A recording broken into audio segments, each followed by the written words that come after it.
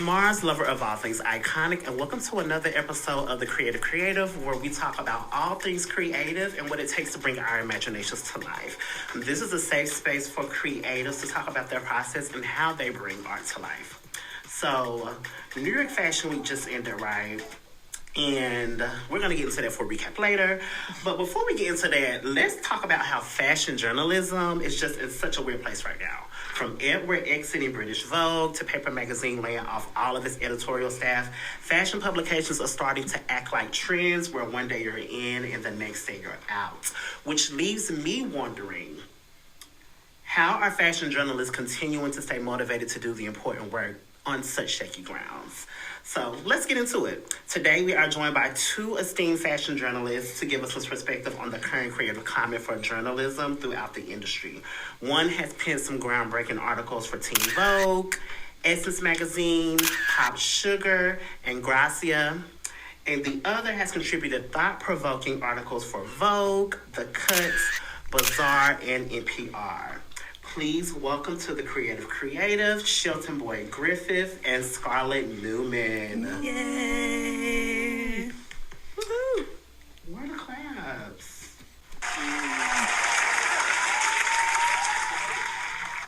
What's going on, guys? Hi. It's great to be here. Thanks for being here. Thank you. I appreciate it. So before we kick things off, I always ask the guests, what makes you a creative? So Scarlett, I want to start with you. Why would you consider yourself a creative, in your own words? Oh my gosh, that is such a hard and loaded question, but I'll try my best to answer. I think what makes me a creative is my mind. I don't know. I just, I feel like, we all have individual thought processes and different things that we've experienced in our lives that make us who we are. And I try to apply like those specific things or like those specific interests to my writing. And, I have all these kind of other crazy big project ideas that, I want to execute eventually. Absolutely. We'll get into that next. Yeah. I don't know. I like references. I like history. I like the past. And I try to approach those things with like a contemporary outlook. And yeah. Okay. Shelton, what makes you a creative? Gosh. Actually, I was thinking about this earlier. Like, my mom came to town like a couple of weeks ago and we had dinner. She met Scarlett the first time, and she was telling her stories. Like, I think you asked her, like, how was little Shelton as a kid? Yes. And my mom was like, baby, just creative. And so I think also being, like, Black and queer, I just think that just intrinsically makes me creative. I've always been, like, into everything, design, fashion, references, and, like, Scarlett, like, putting that into my writing and working on creative projects. But, yeah, just a weird creative, like, all Black girl. For sure. Absolutely. I think girlies. Yeah. I feel the same. Like, being Black and queer, you have to like be resourceful, especially when it comes to art, because we don't be having like access to resources, and we just have to like make it do what it do. But we always come out on top. So, speaking of, Scarlett, you talked about some projects you're working on. So this segment of the show is called What is Your Dream Gig? And this is a segment where you use your imagination to manifest your dream gig. So I'll start, and this can be anything you want it to be. Use your imagination. So my dream gig of the moment is I want to be JT's creative director. Oh, girl, let's look it up. I want to style her looks for her videos. I want to create what she does on stage. Like, I want to, like, create her tours. Like, I really, like, when I listen to her music, it really takes me, like, I start creating a world. And I've been, like, creating, like, this book that I want to get to her because I just think it'll be a match made in heaven. So that's my dream gig. But yeah, let's look it up, Yeah, let's look it up. That's my girl. Hey, girl. Let's get this work because, girl, I feel like I know where she wants to go, where she's trying to go, and I want her to lock into a particular aesthetic, and I feel like I can help her get there. And I love all the things she's doing right now, but I just know I can, like, take it there. So, let's manifest. Scarlett, yes. What are you manifesting for your dream gig? So when I first started writing, I had a clear imagination of where I wanted to be in like 4, 5, 6 years. that didn't happen, despite how much I tried to make it happen and put things in place so that it could happen and, you know, pay your dues and do this right and everything. But now I kind of removed myself from that idea. And so ultimately what I would love to do is just, you know, maybe there's like a book in me, a book or two, but I want to work, I want to work on big creative print projects. I want to employ all my friends. I just want to fill in the gaps of what I don't really see happening in the industry right now. I always want to have my foot in journalism, so it would definitely surround something with that. But yeah, I just want to get paid really well to do, you know, 5 big projects a year, go on vacation. The life. Yes, buy nice clothes.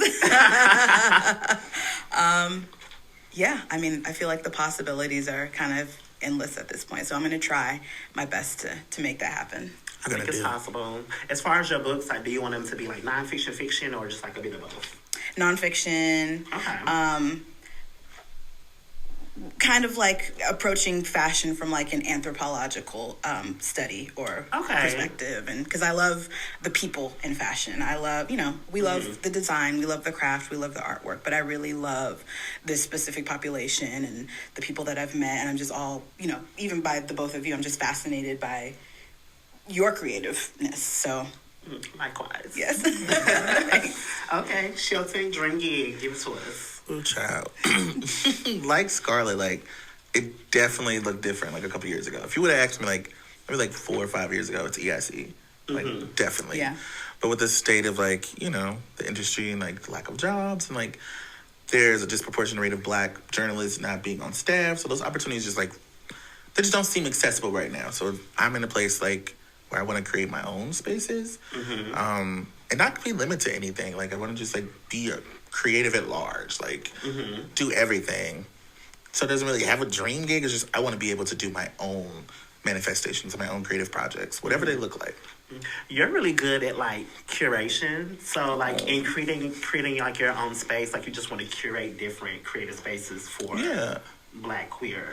I just don't want to be limited. I think like for me, like so many people think like, oh, you're a great writer, which I think I am, but like that's not all I can do. Right. And I think being Black people, like I don't want to be marginalized just like that. Like I'm creative, I can do everything. So I want to like explore all those like passions and not be limited to just like one thing. She wants to be a Renaissance girl. Here for it.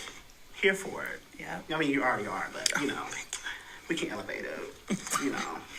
So now let's take it back to the beginning. So you both are esteemed journalists, as I said before in the intro.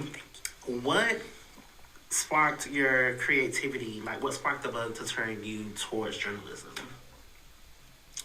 Well, not necessarily journalism, but like, I guess today, being Toni Morrison's birthday, like, I always say, like, if I had a father, it would be Andre, and a mother, it would be Toni. Like that. Just, I was a kid that, like, spent time in the library. Like, that was my safe space. Like, I didn't really have a lot of friends, but books were my friends. Magazines were my friends. Absolutely. And I just became, like, entranced and, like, that people can do this. Like, they can create worlds with, like, words and, like, yeah. So then I just started exploring that more. Then started, like, through the blog process, like, Tumblr, like, being heavily online. And I think that just is when I saw, like, oh, I can actually, like, write. And I can do this. And then I started, like, pitching people. And that's where it started. Okay, I remember you tweeting about how important libraries were for you. They're so important. Like in your youth, and how you would just get lost in the work there. Is that kind of like, was that the early forming years of you like getting into that? I think so. I think also like being so young and queer. Like I came when I was like 11. It's a lonely place. Yeah. So like being the library, which is like I was learning these stories about like James Baldwin and like ballroom and like seeing like Andre be like exuberant and like loud, like so I was seeing like spaces like, yo, wow, I can live out loud, especially being from St. Louis. Like I never really saw it. So like the library created like this universe for me. Like I saw New York, I saw Paris, I saw Milan, and like I dared to dream, and I was like, oh, this is me. And now you're here. So yeah, she's here. it works. Scarlett, what sparked your writer journalism bug? So when I was growing up, I was raised by a single mom. Family's from Chicago. I was born in Chicago, but I moved to Yeah, exactly. I moved to North Carolina when I was 6, but as a child, adolescent, preteen, teens, my mom. We're very similar people. We're so super into pop culture. My mom's currently getting her PhD in American Cultural Studies, and there's always been a focus in popular culture. Mm-hmm. So I always tell people about my upbringing. Like, I would go to school, I would have an education there, but I would come home and I would be expected to watch these films or read these books. And my mom would just kind of expose me to everything because we were very, very poor, living in poverty. But I think my mom was just like, okay, I have to kind of enrich this child in a way where I'm not spending money. So yes, going to libraries and renting movies and renting records and somewhere in there, I caught the fashion bug. I don't know. Maybe I was watching like Mahogany or something, or just anything. My parents were super into music and rock and roll, and I just became totally obsessed with how like rock stars and front men and front women would just kind of dress themselves, and that a lot of those times, like, they weren't working with stylists. So what you see is like personal style, like personified. A lost cause for the girl. Right. And so I think when she saw that I kind of was inching towards fashion, then she would kind of, based on whatever she knew, would kind of expose me to that world. And we all have the same story of like hanging out at bookstores or looking at magazines and things like that, and being there for hours. And I was just like, okay, like, this is like a world that I want to be in, that I want to work in. How do I do that? Because I'm from Fayetteville. Like, it's not a fashion city by any means. Yes, there are very fashionable people in Fayetteville, but you know what she means. Yeah, listen, I love my city. And so I was just like, how do I do this? What can I do? Like, I'm not a designer, and so I'm not going to really be able to approach fashion from that way. I'm not, whatever. I just saw, okay, I can write. I have an interest in writing. I have an interest in fashion. Let's see if I could be like an editor. And that's like, I feel like at that time was the most like visible fashion job you could be. Like, there was like Devil Wears Prada, all these movies. Yes. That, glamorized the industry and glamorized the editor as this, authoritative, all-knowing species about fashion. I'm like, okay, like, maybe that's it. And so I minored in journalism. I wrote at the paper, and I like forced my editors. I was like, let me write about fashion. Like, and it wasn't like a thing at the Niner Times, really. Like, so I was just like, I would go around and I would like interview students. Like, I love your style. Like, talk to me about this. Like, it was just writing about like New York Fashion Week in a college paper. But I didn't have the opportunity to go and work an internship. Like, that was not in the cards for me. So I had to figure out like, how can I start this process? And yeah, blogging, Tumblr, all of that, definitely was active in that. And yeah, I don't want to say like I fell into it, but I answered like a random pitch request in like a Facebook binders group. And really? Yeah, my first ever piece was, I don't know if the editor's still there, it was from Allure, and it was around Beyonce's birthday. And she was looking for a piece. I'm looking for a piece that'll be published on Beyonce's birthday to talk about her hair. And I'm like, okay. Again, my mom is a retired cosmetologist, so I know a lot about hair. I'm beehive down. Okay, period. So that was like an easy thing, 1,000 words. And that was my first ever piece. And I was like, okay, I need to leverage this. I need to see like, it can't just end here, And so the power of pitching, the process of pitching and getting your name out there. And I really had to work it from the ground up. So, and I'm here. That's a gem. Like, you really have to like build your own table. Like, you really have to be resourceful. And like, me and Scarlett had a prior conversation. You went to UNCC, right? Yes. So for her to be writing about fashion in Charlotte, like, that's unheard of. So she literally created her own table. Like, that is fucking crazy. Yeah. So you both are currently freelance journalists, right?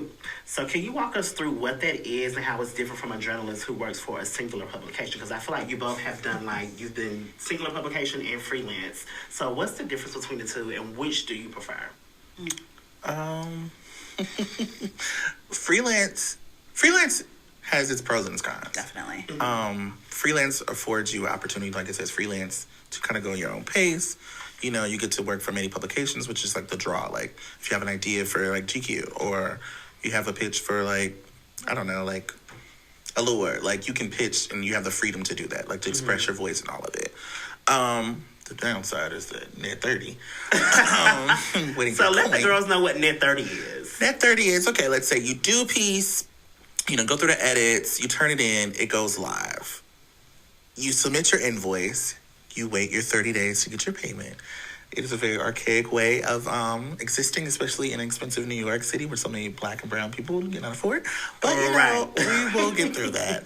But like I said, like, I do appreciate the freedom of it. But the downside to it is, like I always say, like, black and brown writers are disproportionately freelance. They are. We're not always afforded to be on staff, which also comes with health insurance and benefits and infrastructure and mentorship, which is what I think every writer needs to flourish. So it's like, you do have the freedom to be yourself and express your voice, but it's like being on staff does give you a sense of security, especially living in, like, we have this conversation all the time, living in New York City, which is expensive. Freelancing, it can be, she's crazy. Yeah. Yeah. But like, when I first moved to New York, it was in like 2012. And when I moved here, like, there was a lot of freelance journalists. So it's like working at a single publication. Is that even like a thing anymore? Or is it just like less opportunities that way? Yeah. Cheers. Yeah. I've not worked at a single publication. I've done regular work for a publication, but again, like, I'm not on staff, so I'm not really prioritized in a way that a staff writer would be prioritized. What was your question again? Okay.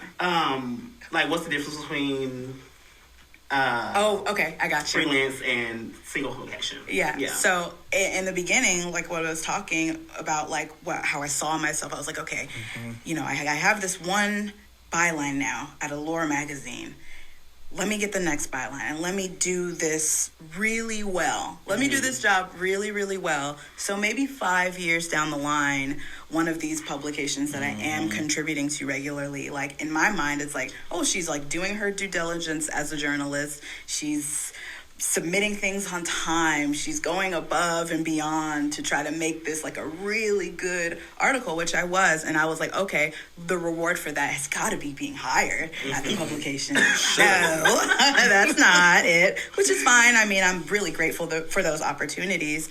But freelance, you know, there's a lot of access you don't have. As Shelton was saying, it's like you need mentorship. Like, writing is something, it's not like you reach a cap and you're like a good writer, you're ticking off these marks. It's like you're always learning, your piece is going to be better than the last piece, and so on and so forth. Again, the rates are not, you know, they're not livable. And so that's another thing that you always have to continue to think about. And it's like you're in survival mode all the time. Yes, you get to write a lot about what you want to write, and you can say no to things, and you know, things you don't care about, you can just kind of like, no, I don't want to write about that. But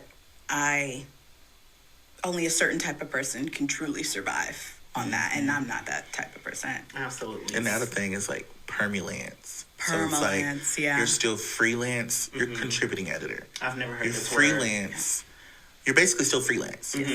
But you are expected to do day-to-day functions of staff. Yes. I've done it before. It's permalance. So they keep you in the fold, but you're still not like getting benefits. Like, you're quintessentially freelance, but they have you in the fold. Yep. But What's not the purpose of that?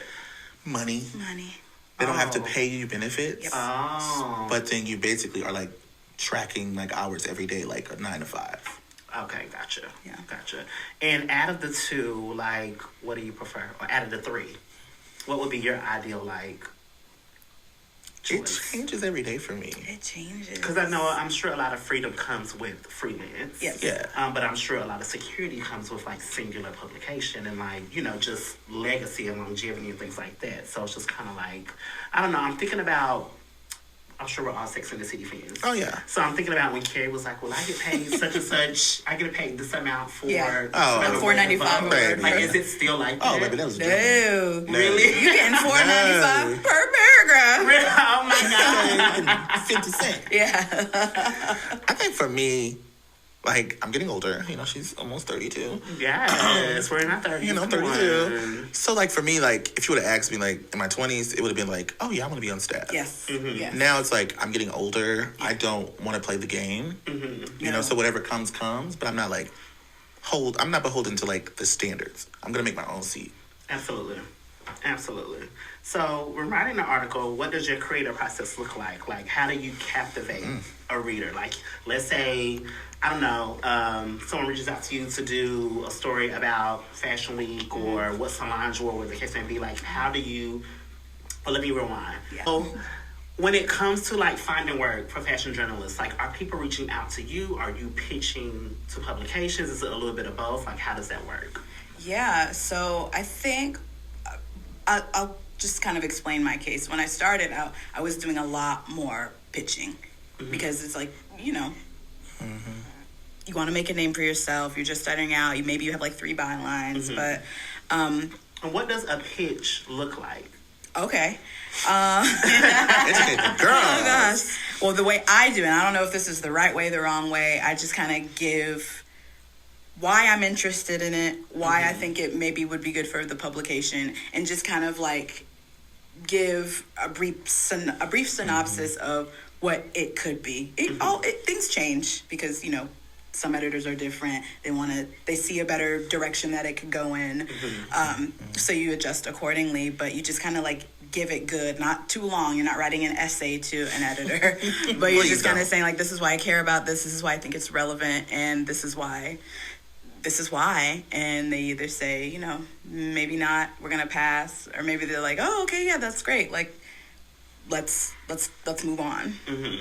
Because I've seen, like, in the Twitter streets where some people have pitched work and it's like, oh, they stole my idea, but they didn't hire me to do the idea. Like, is that something that y'all have seen or dealt with before? I've definitely seen it. I've seen it, but personally I haven't dealt with that. Oh, good. Yeah. Don't try it. Don't do that. Don't do that. So that's my original question. So when you pitch a publication or publication reaches out to you to, like, write a particular story, what does your creative process look like in getting everything together? For me, it starts out with a lot of research. Like, if I'm profiling a subject, I kind of need to know everything. So, yeah, I just don't want to sound like an idiot or like what I'm talking about. You're not. Yeah. The research. Research is the most important part. It's a big part, and it's my favorite part. I would say the same. It's my favorite part. And so you just kind of pull out the things that are, you know, relevant to what you're speaking towards. And, you know, in research is like you watching the interviews, you're reading other articles that the subject has done. Maybe they've written a book, you need to get into that. So I try to, yeah. I also like to see what, like, scholars are writing about a particular subject, maybe, if it applies. But just all the research in the world, you apply your own knowledge, you fuse it, you get a good interview, and you turn it out. And that's... I would say, like, for me, writing is last. Like, so much of my process is, like, the ideation. Like, I need to research. You know, I'm a procrastinator. But me too. My best creative, like, writing comes out that last minute. Under but pressure. I do, like, at first I'm, like, watching TV or, like, I'm watching, like, the interviews. I'm reading, like, going through, like, my stacks of books at home. Like, I have to get in that mindset of, like, the full world. And then, like, I sit down and I do voice notes and then I write. I can never just sit down and write because I'm like, oh... You're going to come back and you're going to be like, oh, blah, blah, blah, blah. Yeah. Like, writing is like the last of the process for me. Yeah. That's interesting. So in my past life, I used to be an English AP teacher.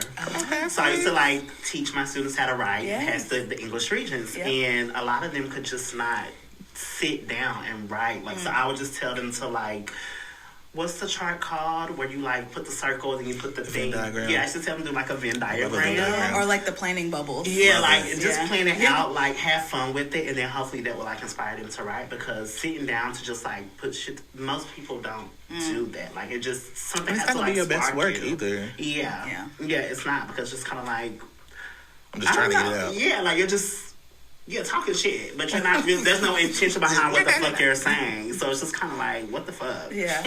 So, as writers and journalists, what would you say, like, what is your thing that makes you know, like, I'm going to captivate a reader this way? Like, what's something you make sure to put in your work to make sure people, like, you know, what's your signature style of journalism? You know, for me, it's something I was always insecure about. Like, when I do, like, AP class, like, AP Lit, I had this teacher who told me I would never be a writer. Because my style is very, like, first person. It's very me. You know, and at that time, I guess people didn't understand that could be, like, a form of writing or journalism. And then I got a really good editor, and she was like, this is great. Write you. Do you. Like, I'm not trying to, like, sound like, you know, business of fashion, or, like, I'm not a reporter. Right. Like, I'm writing, especially when someone's commissioning me, they're writing, it's my voice. So I'm always going to, like, make sure this sounds like me. Like, I'm using my colloquial speak. I'm using, like, the things and terms I say, like, I'm going to say it's giving. I'm going to be more cultural. Yes, as you should. Because I'm not a textbook. You know, so I think for me, it's like, if you commission me, you're getting Shelton. Yes. Yeah. You're not getting, like, what you think I should be, what you think does it sound like. So I've always been like, okay, this sounds like me. That's a gem. Show up as yourself. Like, you're always going to get more opportunities that way, I feel. Like, because that's what they're hiring you for. Oh, like, exactly. The amount of times, like, I've gotten commissioned from an article from a tweet because I'm just expressing myself through my voice, which is a key, girls. Talk about what you know from your voice, and people are watching, people are listening. Like, I've commissioned so many writers from Twitter, like, that's a voice. Yeah. It's your voice. I'll echo the sentiment. Like, I like to think that I talk the way that I write. Like, I'm not trying to go above and beyond anybody's head or anybody's thought process. Like, I would explain a subject in an article the same way that I would explain it to a friend or someone who maybe doesn't have an interest, but they are interested in what I'm saying.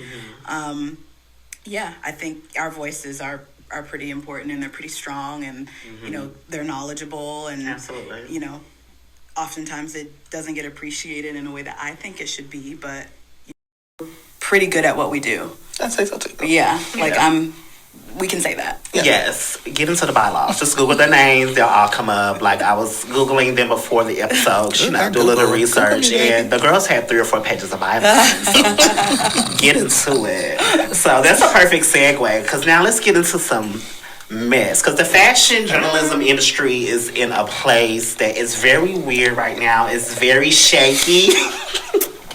And we're going to get into it, because what is fashion without fashion journalism? Like, what is fashion if people who write about it and, like, experience the shows are not documenting what the fuck is going on? Like, and I just feel like at this current time, it seems like fashion journalists are, like, last on the totem pole.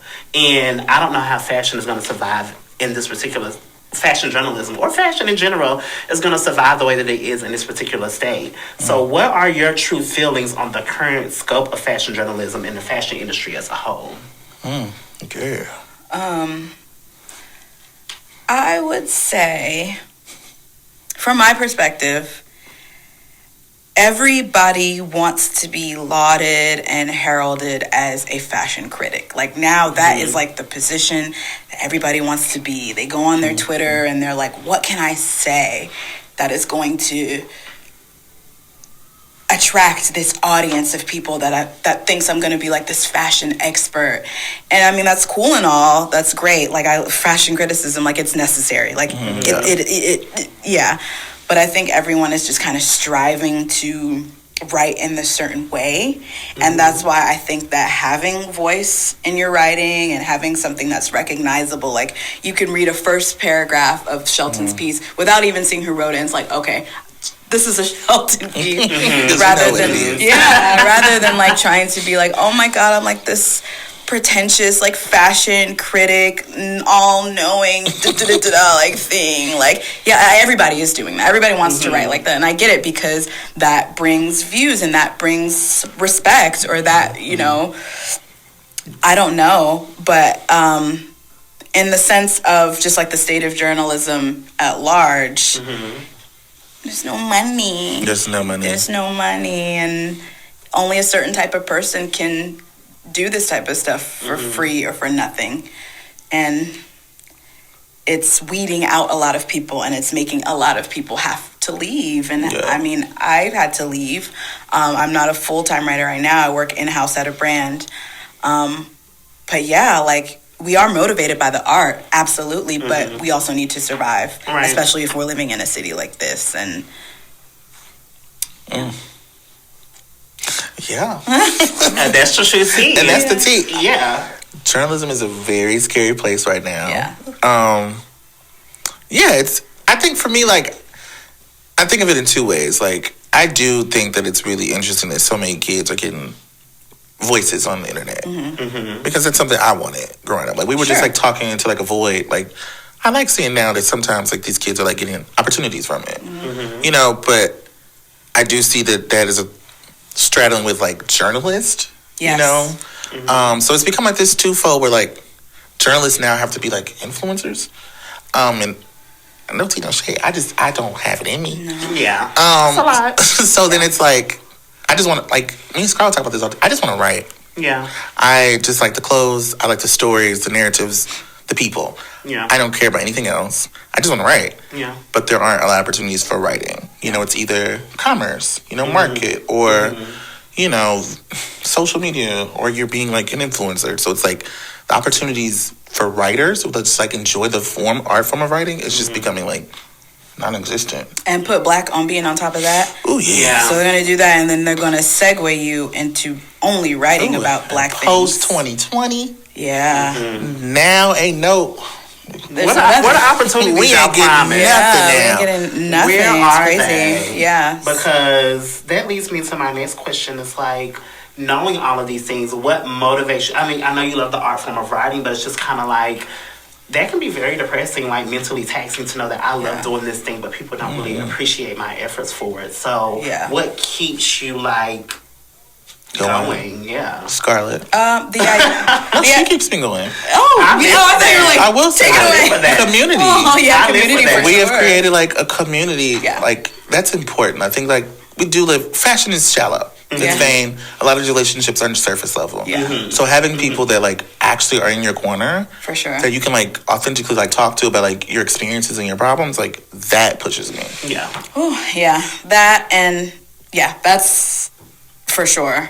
And then I guess, like, work-wise is, again, like, I have so many things that I, like, want to execute, and I know that they haven't been done, and it's, like, my own unique, cool idea. And I just, like, I'm in the process of getting resources, but that, it's, like, this hasn't been done, or this hasn't been intersected with this, and it's cool, and it keeps me interested, and it just, you know, reignites the flame that sometimes goes quite dim in this industry. Absolutely. Going back to what you were saying about how influencers have, like, this huge voice in fashion now. Yeah. I'm thinking back to a time where, like, I used to be obsessed with magazines, like Vogue, even tabloids, like, but you had to know how to write and captivate people through your writing. Yeah. And a lot of influencers, they can talk, but they do not know how to write. So it's just kind of like, do you think the way that everything's kind of digital now and everything is not physical, do you think that has, like, an impact on why people gravitate more towards people talking as opposed to writing? For sure. Yeah, but a lot of it also has to do with marketing. It's free marketing for these brands that, you know, sometimes don't have a lot of money. Sometimes it is the big brands. But it's hard, and it's fast, and it's in your face. It's visual. And, you know, the influencers that are good at it and can do it really well are able to turn profit at these brands. So it's like, okay, like, what do we have to rely on journalists for? And I'm not saying that influencers don't have a place. They do, but it's like, okay, so we're in competition with the pool, this very small pool, but now we're in competition with in another industry, people that are filling another industry. And it's like, okay, like you said, like the influencer bug, maybe you don't have. I don't think I have it. I mean, I could, like I maybe, but it's not like an intuitive thing for me. So, yeah. That makes sense, because it's kind of like, y'all are journalists, y'all are writers. Like, you want to do the work. Yeah. And all this extra shit that comes with it, it shouldn't be like a mandatory thing for you to do the work. Right. So it's just a weird place. So my problem with fashion journalism, there's just too much ass kissing and not enough constructive criticism with fashion journalism. Yeah. So why are people and brands pressed to be talked about but not to be rightfully critiqued? Well, you know, I'm a person who's always very been honest, even on my Twitter. I mean, it's got me places. I think honesty, and also I think like no one is above critique. Yeah, Nothing. No one. And also that as a creative, personally for me as a creative, I learn my best. I love going through edits with an editor. I love being critiqued. Like, what can I work on? What can be better? Like, you cannot go into a space thinking everything's gonna be perfect. Right. So I just don't understand why brands don't want the criticism, because it's to make you better. Right. It's to challenge you. It's to, you know, open up your world to things you probably didn't pay attention to before. Like, but creatives are sensitive about their shit, and so I understand sometimes people just like, we don't want that. We want this favorable review. Yeah. Right. Just like, what was that, Kathy Horn that was like notoriously like kicked out of like YSL forever? Yeah. Really? Like for writing a review about Heidi Something. Like, that's criticism. Yeah. Well, right, but it's just kind of like fashion. You want people to consume your art, right? People are going to criticize that. For like, sure. And it could be a good critique or it could be a bad critique, but I'm just thinking back like to older times, like Marc Jacob and Perry Ellis. They ate Marc Jacob's ass up, but it catapulted him to another level of notoriety. Yeah. So it's just kind of like, why shy away from that? I just don't understand that. Like, because no one is like, well, there are some people who will like just write to be mean, but if you find a good fashion journalist, like, they're not writing to like down you or downplay your art or what you're doing. Like, they're just giving their honest perspective on how to make you better at what you're doing. So it's just kind of like, it's weird. But the name of the game is advertisers. That's true. And so I've personally been at places where I've written about like a collection or like a resort collection or whatever, and like I've been told to like change language because that person's an advertiser. That's the thing. I mean, when you need money to survive these magazines, there's no money. Like, you can't be like biting the hand to feed you. Yeah. But then that questions the, but how do you grow as an artist without honest critique? I don't know. You find out. And I think it's also like, everybody is looking at your collection, and everybody does not have the same life experience. So if you're sending something down the runway and it resonates with one person a certain way and it resonates with another person the certain way, those two ways might not be aligned. Right. And so you would think someone who is an artist and is, you know, trying to perfect or maintain their art form would want to hear kind of all sides and kind of see all perspectives in the way that people are experiencing their art. It doesn't matter if it's, you know, good, bad. I'm sure like one journalist isn't going to end your brand. Not at all. Not anymore. But if we're all yeah, exactly. So if we're all just going to be writing the same thing, what's the point? Right. I do feel like as Black writers, we should be able to like critique. Yes. Yeah. And it does not feel like a safe space. Like, I've, you know, put my account on lock because it's not a safe space for me as a Black person to write. Yeah. But like, white counterparts are able to express themselves and still get gigs and still get booked. Yeah. So it's like, we're hypercritical as Black writers, like, of what we say and how things come across to people because we want the opportunity still. Yeah. And that shouldn't be a thing, because I've seen white creators give critiques and designers reach out to them personally to like kiss ass or like explain like, and it would never happen for a Black journalist. It's just kind of like, that's racism, y'all. I know it's not like appearing or on purpose, but that's underlying racism. Like, you should treat black journalists the same way that you treat white journalists in the way that they critique and talk about fashion. Let's talk about it. Ooh, Because if we get, yeah, let's talk about it. Because if we get really into it, like, a perfect example. Yeah. You wrote about, I don't know if you wrote about it, you wore a Luar tie, but I feel like you've written about Luar sometimes, but you put Luar on my radar. I went out and bought it. If he was white, I would not have done that. Okay? So it's just kind of like, you need to treat, if you want different markets, then the people who critique and like talk about your brand should look like different markets, and you should value those perspectives. But what do y'all think? Sure. Oh, I agree. We talk about that all the time. the time. Just think about it. And I don't know if you've thought about it, but just walk with us. Who do you know any black journalists, or how many can you name, that get to review shows, review legacy designers, review legacy houses, you know, that aren't black? Like, have you, Shelton, like, who do you know? Like, we know, we can't just keep holding on to Robin Givon, and I love her, and she does incredible work. But that's only one perspective. Exactly. Yeah. And we're the young voices in that sphere. Like, do you know of any that get to go to Paris and talk to Daniel Roseberry about Schiaparelli and the process that it took to bring this collection? Or get exclusive with Marc Jacobs. Like, why? We're very capable and competent writers, and we understand the history of a lot of these brands, and we understand, you know, culture and how, you know, it's just very a strange thing that we've come up against. Like, we don't get to do that. We are, and it's not saying like, you know, we always want to. We want to drive this point home. It's not the fact that we don't want to write about black designers and black art. We love that. We do that throughout our work. Absolutely. But we are not allotted the same opportunities as white journalists, and maybe even white journalists who have less experience than us that are being sent all the time. Are being sent to shows, and it's like, no, like I could give you a thesis on Elsa Schiaparelli.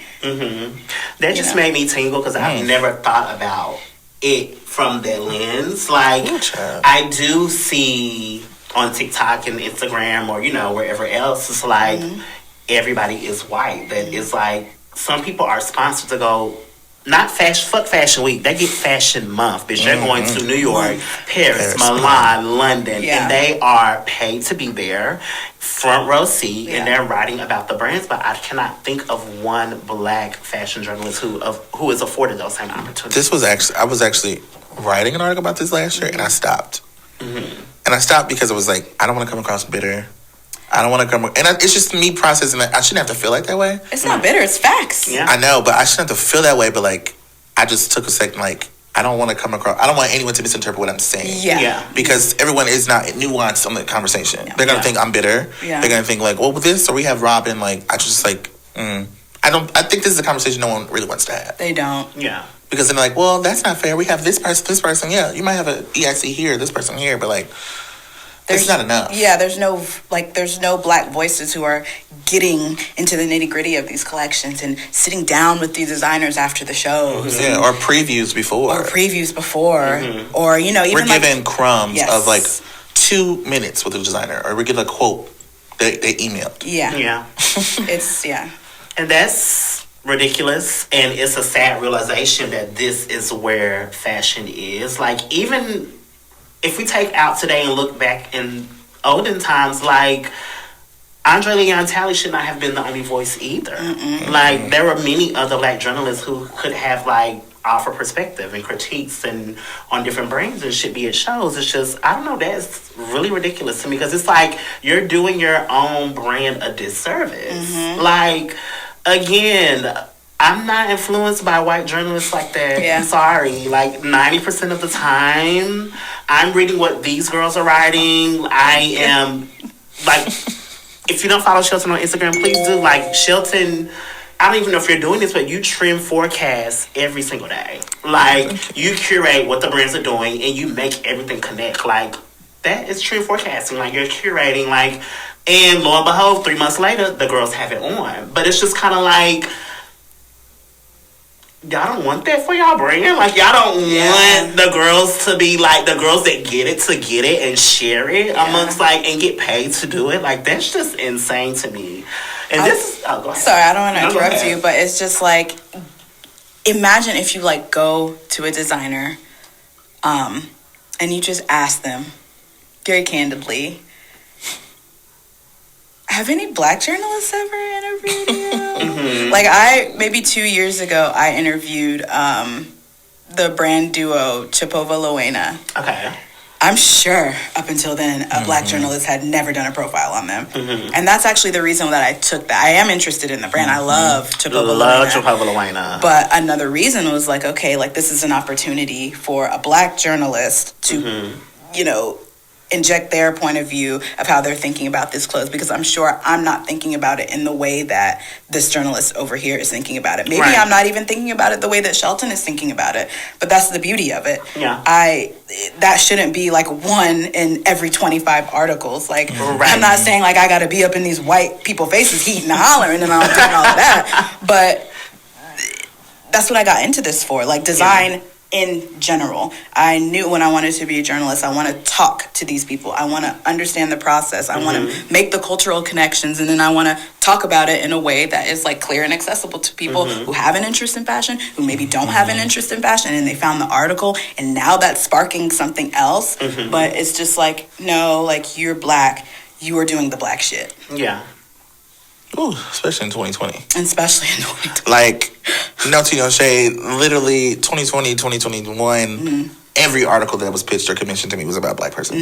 And I love Black people. That is my brand. That is default. You know, but it's also just, sometimes it's a little disrespectful to me because it's like, I am so, Black people are not a monolithic. Right. That's the thing. Every time, it's gotten to a point sometimes where, like, I've just been consistently commissioned to write about Black people. Same. And I don't think they are thinking of it like that, but like I'm processing it like, this all you see? Yeah. Like, I literally have a photographic memory. Yeah. I literally am a fashion nerd. Yes. I can tell you about collections, like references. Like, I can do it all too. But like Scarlett said, I'm not getting commissioned to write about certain designers or to have a profile of a designer before a collection. Like, no, it's specifically like Black designers, which we love and we're going to do. I'm going to do it. But absolutely. For sure. We want to be able to express. But that can't be the only thing. Exactly. Like, it's not on the onus of just like Black designers to, like, you know, inquire Black talent too. Like, white brands need to be doing the same exact thing. Like, especially if you have a majority, like, for example, Rick Owens. Great example. Large they have Black like a Black audience out the wazoo. And I, for one, do not know any Black journalist that has covered Rick Owens in their collection. And not just covered, spend a week with him. Yeah. Spend time. You know those old school, or like even still now, where you like go off to Paris, you follow Rick, you go to his house. Even the article I think that just came out, that was a white journalist. Yeah. So. And that's crazy because we, as Black people, we are selling those clothes. Oh, like, for sure. To be honest, my association with Rick Owens was Black people. The Black Hypebeast I knew on Tumblr, all those images of those Black kids, like the Geo baskets, like even JT. Kids. Let's take it back to JT. Like, that's a major. Yeah. That's a Rick doll. And she has not been, I don't want to say she has not been invited, but I have not seen her at a Rick Owens fashion Which show. is very strange. Let me text her. Yeah. Like, I have not seen her there. And she's kind of like, this girl is, she's not pulling, she's buying your looks. She is your customer. So why is she not front row at your fucking show? Yep. I don't understand. Yep. I really don't understand it. Like, y'all gotta do better. I'm sorry. Actually, I'm not sorry. Do fucking better. Yeah. And that leads me into the next question. You kind of touched on it a little bit, but I would like you to expand on it. But as Black journalists, do you feel the industry values what you bring to it? In 2020. In 2020. No, seriously. In 2020? Baby, yes. Booked. You could have told us, like, oh, we're finally getting our due. Yep. Like, it really felt like it did. It was such a bubble that just burst. But we thought, like, this is change. It felt like that. It felt like finally. And now we're seeing, like, oh, it was farce. It was like definitely faux DEI. Yeah. Like, what did I call it the other day? Your free trial is up. Free trial is Yeah. Please give me a free trial. Yeah. Yes, it felt like that. Yeah, we definitely get the short end of the stick. You know, we're sequestered to very specific things. That's a big conversation that fashion journalism needs to have and needs to sit with, because what's going on? Like, I don't want to have to, like, a show happens. Let's just use Rick, since we were talking. Rick is happening. I'm waiting for a review. I'm waiting for it from this one person at this one publication, because that's the person that gets the access to that. So it's like, I have to constantly view this person, these collections, these designers from this person's perspective. I have my perspective. Obviously, I'm not an idiot. I know what I'm seeing. I know what I'm picking up on. But where are the voices? Where's the diversity? I hate to lean and harp on that word, but it's a matter of diversity of thought, diversity of experience. It just cultural experience. It doesn't exist, because that what you just said. Why hasn't that article been written? Right. Where is that? Because I'm sure Rick Owens as a person is seeing the phenomenon that is happening with his clothes within our community. And I'm sure there's some curiosity that's sparked within Rick Owens as a brand at large. Like, that is a incredible, I would read that in a heartbeat. I want that. Like, that's just crazy to me. Yeah. Long sigh. Yeah.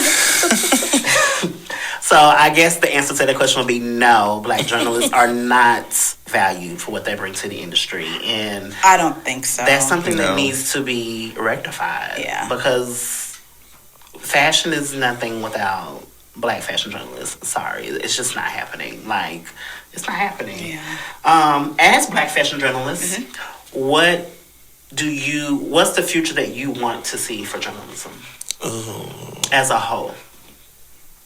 Equal opportunity. Access. Access. That's literally what it comes down to. Money. It's just money. Equity. Hey, bitches. Access. Yeah. Like, even like when I have these conversations, like, you know, younger journalists ask me, or like, how to get in, like, I want better for them. Yeah. That's always me. Like, I just want better for what's to come next. Like, I want them to be able to come into the industry where they see it, they feel seen, and they have access to do whatever they want. Yeah. You know, like, I realize, like, right now, our generation, it's not the best, but I do want it to be better for them. Yeah. I want them to have more access. That's what it comes down to. I want it to be better for them, but also, bitch, I'm not dead yet. I need this shit to be better for me. That part. And okay. I'm not there yet. Yeah. Still working. Yeah. We're still here. I'm still here. Yeah. It's the journey. The journey, literally. Like, please. The fuck. Okay. So, now that we talked about fashion journalism and how they need to improve and get their shit together.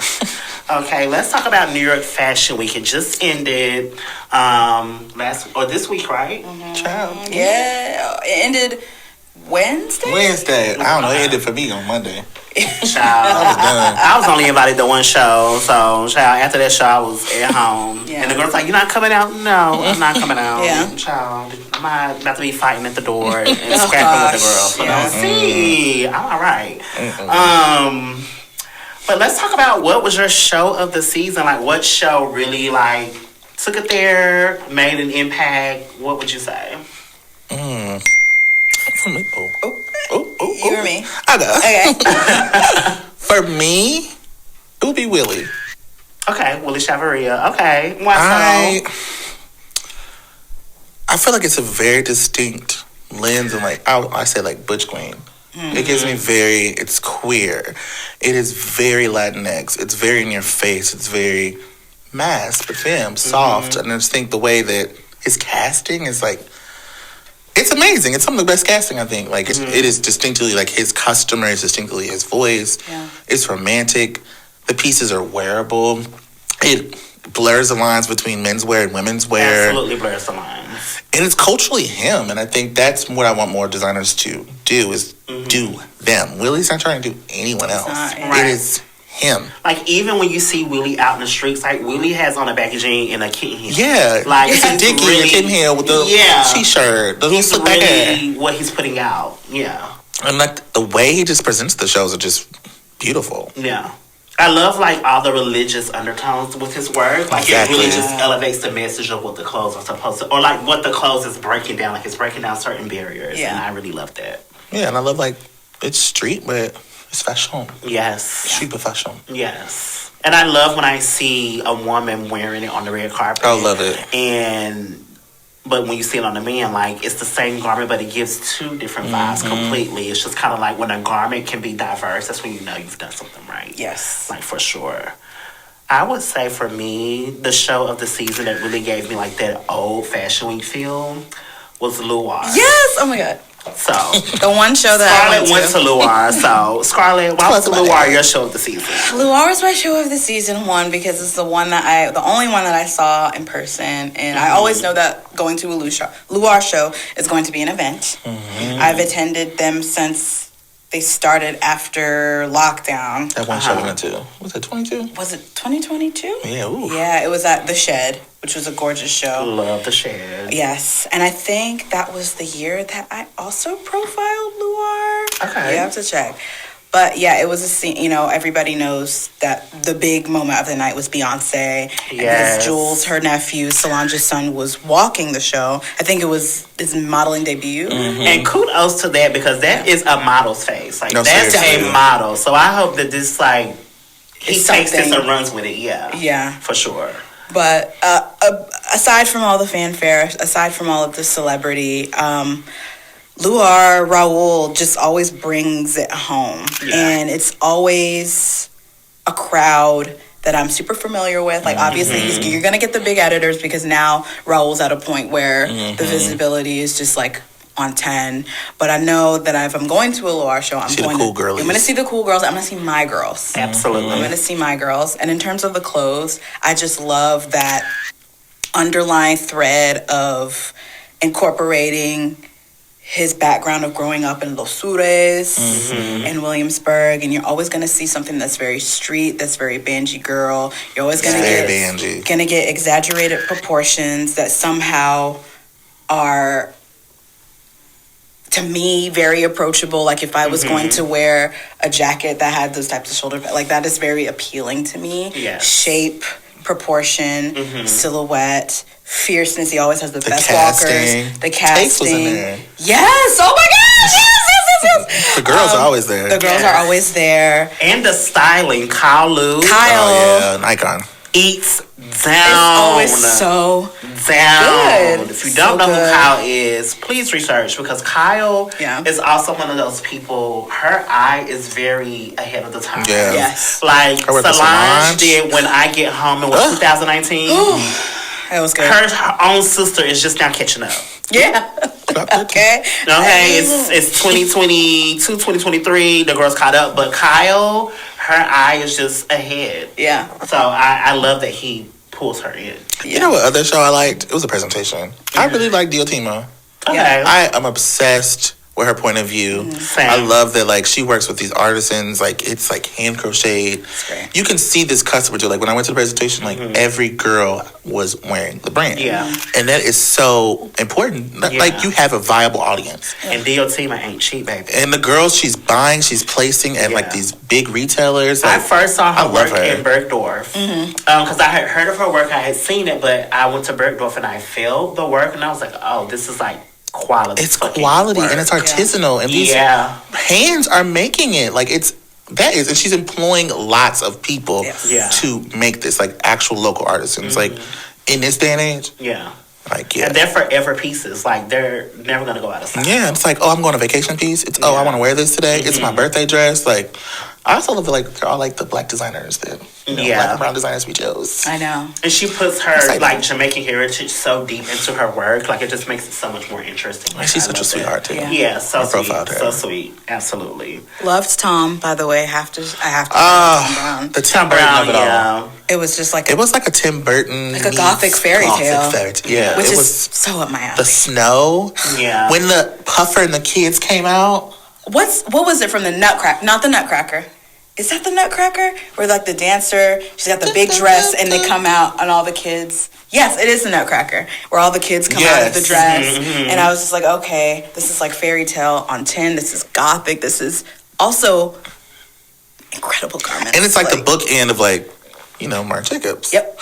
And then Tom Rock. Yes. Yeah. And then you have all these emerging black and brown designers in between, like holding the week. Yep. So it's like it was a good New York Fashion Week. It was good. I do like that smaller brands are getting their just due in New York Fashion Week. They're the ones who want to see. Yeah, and that takes me to my next question of like, a lot of people are saying that New York Fashion Week has lost its edge. It's not the same as it used to be, and I think. On one hand, I get what they're saying. Yeah. No, it's not at the Lincoln Center anymore. It's like it's all over the fucking place. I get it. But smaller brands and designers have, like, access now. So, for me, that makes it a bit better. Like, even going to Ekbobly's presentation was great. And yes, and the girls came out. They did. And they were dressed. Like, we're happy to be waiting in line, happy to be, like, experiencing this collection. It's just kind of like, but I feel like if fashion was how it used to be, those opportunities would not be present. And I take offense with people saying that. Mm-hmm. Because to me, yes. Yeah. And I also feel like New York Fashion Week has always been the most diverse out of all of the four. Mm-hmm. So it's like you're saying that, but it's like nowadays there are more black people on the calendar. Yeah. There are more black and brown kids, like, at these shows. Yep. Mm-hmm. So it's like you're saying that, but we're seeing the world as it should be right now through New York Fashion Week. Mm-hmm. Well, what? Because we don't have town cars and we don't have, like, what? A Lincoln Center? Yeah. Like Olympus tents. Like, cute, but, like, that was an infrastructure that did not see us. Yeah, it didn't. So it's like, you want to go back to that? Right. Because I would be at the tents just outside just to be out there, but I wasn't getting in back. Yeah. Was not getting in. Yeah. So now, like, the kids can go to presentations or they can go to these things. Like, right. It's more accessible. Like, now we'll say we are all over the place on some of these shows. Brooklyn here, there. Yeah. And, I'm a homebody, so baby girl, if it's Brooklyn here and we're going to LES at 4 o'clock, I'm not going to both. But, that's just me. Yeah, that part. Yeah. That's just like when you was like, are you coming to the war? No, I'm tired, baby. I had to go. It was my only show that I was going to. I actually had jury duty that day, but it got canceled because of the snow. See, it knew. The universe knew. Mm-hmm. So I was like, okay, I can be off and I can, like, not rush to get ready for the show. I can know I'm going to see my friends. Mm-hmm. And it was so wild because Solange was sitting right in front of me. And then, I don't know, I don't think I knew going into the show that Jules was walking, but someone mentioned, and then I saw Solange. I was like, okay, makes sense. And then I was like, wait. This is Jules' debut. And then it gets very quiet. And Auntie walks in. And then I see a swarm. And I didn't have to look over there. I was like, that's her. Mm-hmm. That's her. Mm-hmm. Yeah. And I did this. So I had to do. I didn't have to bum rush my sis. Was she on time? No, but the invite says it starts at 9 p.m. Mm-hmm. It's not going to start on time. It's never happened. And of course, if she's coming, they're going to wait for her. Absolutely. Which I'm also gagged that Raul said, I didn't know, girl. He did not know that she was coming. Yeah, it was kind of that's like a Gagiana. Yeah. If I'm doing my final walk and I look up, girl, hear me out. Yeah. Like, I even saw the models. They didn't know. Yeah, they were like, Beyonce watching us walk. Yeah. And I was like, girl. And then saw Tina and everybody, and I was like, oh my gosh, this is a big moment. That's so huge for him. It is. Like, it took his show, like, to the top because it had so much, like, fanfare. A-listers don't go to New York Fashion Week like that. Like they used to. Yeah, they used to. Like, so Solange and Beyonce used to tag team shows. Yeah. Like, so to see her at your show, that's crazy. Yeah. Let's talk about that swarm. I'm gonna need y'all to learn how to behave when Beyonce's in the room. Just take your... Because this is why she don't take come your little out. video and just zoom in and then that. Like, and that's it. It's all... It goes back to, like, I guess the freak show of Fashion Week. Yeah. Mm-hmm. Now, what I don't like is that it's a circus. It is. Yeah. Everybody wants to prove they were there. Everybody wants the content. Like, me and Scarlett go to shows all the time. When we see celebrities, we see things. We're like, girl, look, it's a zoomed in picture. Yeah. It's just a tweet or like, I met Martine Rose at Loire. Beautiful My moment. icon. Beautiful moment. I didn't ask to take a picture. I didn't zoom in. I just was like, I love you. And that was it. But we got a picture, right? I ain't getting a picture with her. I took it. Oh, well, maybe I took the picture of Shelton. You did. And Marcy. Shout out to Marcy Rose. No. It was like just for my memory. Yeah. Just take things for memories. Absolutely. Everything does not need to be shown. Yeah. Or like, that was disrespectful. Yeah, it was. It made me think of like the charade. What happened to hello? Okay. Hi. How are you? What happened to that? Like people getting up out of their seats from the row across from her, just going up, and it's just like. And we're all supposed to work in the industry. We see celebrities all the time. Why you That's gagging? what I was so confused. It is Beyonce. I mean, I've seen Beyonce before. But if I'm not gagging, not gagging, but if I'm not acting a fool, and I'm telling you, I'm beehive down. I know how to act accordingly. Yeah. This ain't Texas. Yeah. Okay. But ain't no hold them. Okay. But it's also like, do you want your moment with Beyonce to come with all of that? Behave yourself. Yeah. Like, you'll have your moment. The times I met Solange, they were quiet moments. I didn't say like, that's my girl. I didn't say like, yeah, let me get in your face, girl. I was just like, have some decorum, people. Some coops. Please. Like, and that kind of trickles down into like, even after parties, like last Fashion Week, I went to Wayne Cho's birthday party. And two girls walked in and they were like, whose birthday party is this? Ooh. And I'm like, why are you here? Yeah. But a lot of that is happening. Because like, they hit their friends up with the addresses. Yeah. That's why those doors are so crazy. Yeah. Remember we went to that after party like last season? I think it was Laquan's. Yes. Girl, and it took us like 50 minutes to get up inside to even get there. to the bar. What? To get inside there, but and to then get to the bar, it was like half an one hour. drink.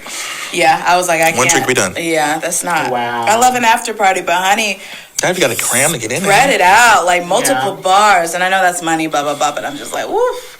I don't want to be standing an hour and 30 to get a tequila soda. Absolutely not. Absolutely not. Tequila soda. Yeah. Did you guys attend any of the like the Black Fashion Fairs, the Black Fashion Council events? How was that? We attended Black Fashion Fair. I'll say this. I'll speak about like Black Fashion Fair because that's what I know. I will say since the beginning, Antoine has cultivated a really great community. Yes. Mm-hmm. Where when I first moved to the city 3 years ago, I felt seen. Mm-hmm. You know, like that's where we met. Yeah. At a Black Fashion Fair event. Okay. We have been to like dinners at Fubu dinner. Like we've always felt a part of the story. It's appreciation for us helping his story. Mm-hmm. So it's always felt like and young, and like you see so many young kids and like these voices, and everybody's like casting directors, editors. You see everybody like that is a space to me that does not feel as exclusive as other Black spaces in fashion. Mm-hmm. I'll agree. I don't really agree with exclusivity in Black spaces. I also feel like dinners are just so exclusive. Why not a mixer? Yeah. Like when you went to the Black Fashion Fair, it was a mixer. Yeah, that was good. Creating a space where everybody can go. Yep. Mm-hmm. Or like maybe like a happy hour window. Like a dinner is just so like you can only have so many people. Yeah. So you're always going to create this space of exclusivity, whether you're trying to or not. Yeah. I mean, let's turn it into a mixer. Let's be a little bit more exclusive, inclusive to our own. Like I just think it's necessary. And this is not to like throw shade or anything like this. That's what I always like about you, Mars. Mm-hmm. You're very vocal about like, well, why aren't the Black girls in the room? Yep. Where are the Black girls? Mm-hmm. Where are the girls? I mean, that's what I do it for. Like, even if I'm not in the room, like, I wasn't invited to Black Fashion Fair or anything like that, which I want to be invited to because that's what I do it for. But if I don't see my girls in the room, I'm like, what's going on here? Yeah. What trends do you think are going to be coming down the pipeline based off of, like, the shows that you saw? Exaggerated silhouettes. Okay. Like exaggerated silhouettes. Okay. Not just an oversized jacket, but... Mm-hmm. Like exaggerated silhouettes, but with tailoring. Sure. Yeah. Okay.